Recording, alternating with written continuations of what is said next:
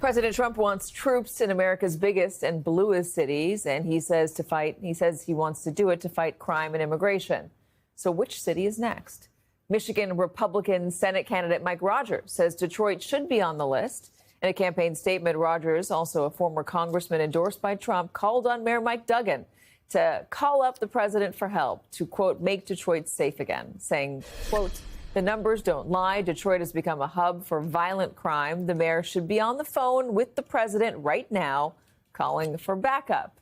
Joining us now, Detroit's mayor, who is now running for Michigan's governor as an independent, Mike Duggan.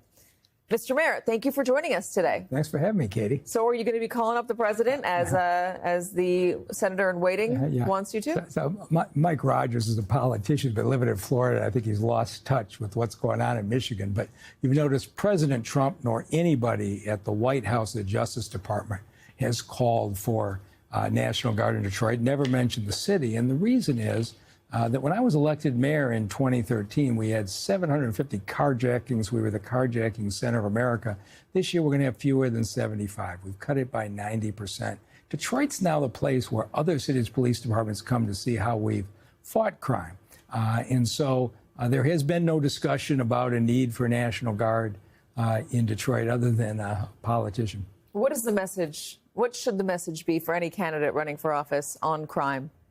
Well, if you look at what we've done in this city, we have been very successful. We went from 300 homicides in 2022 to 250 in 2023 to 200 last year. And this year, we're well below 200. And we've done it by more police officers, by a huge expansion in our community violence initiative. We have people actually plugged into the neighborhoods, diffusing beefs as they're growing. And now we have a good partnership, actually, with the Trump Justice Department in the U.S. Attorney, Jerome Gorgan, who's increased the number of federal prosecutors that are prosecuting gun cases. So people like Mayor Scott in Baltimore have been asking for this kind of partnership to see the federal government support with prosecution. I think it's the right approach. How do you get the numbers down even more? I mean, you have non-fatal shootings, according to the stats that we're looking at, 804 in 2023, 606 in 2024. It's a 200 person jump, which is good, but still a lot of and now we're shootings. headed toward 400 this year. So how do you get it down to something closer to zero? Yeah, is it possible? Is that just a pipe dream? We're heading that direction.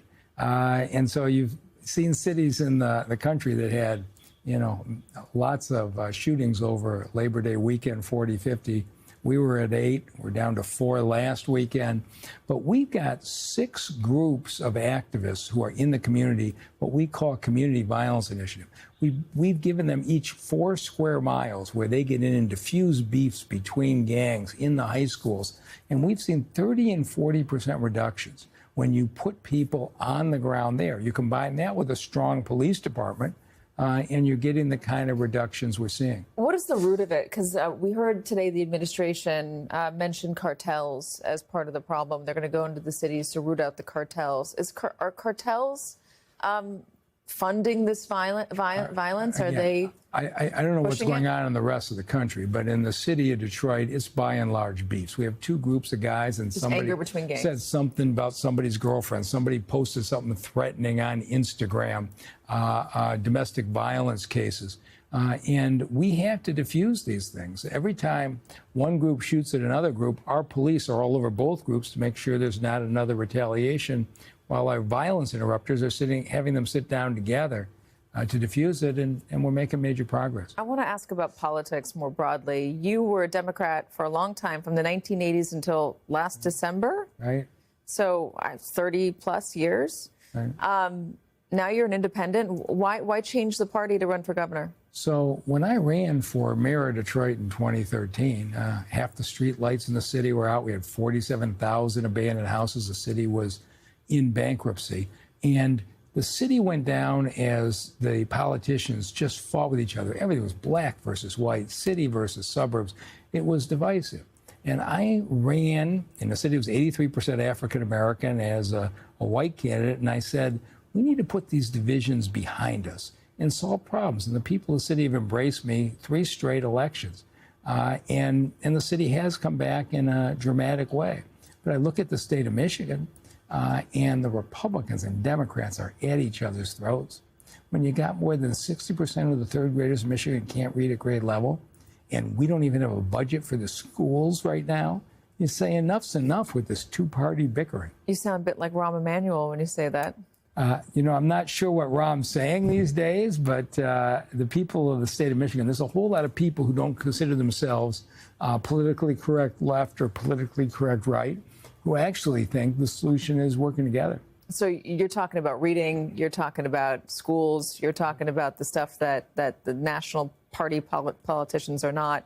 Right. Do you think it might be, is it going to be beneficial for you not to, I don't know, is it going to be an uphill battle for you not to be associated with one of the parties, given all the funding that comes from the parties? I'm going out now. Of course, I have a base in the city and in southeastern Michigan, but I'm going out to rural parts of the state.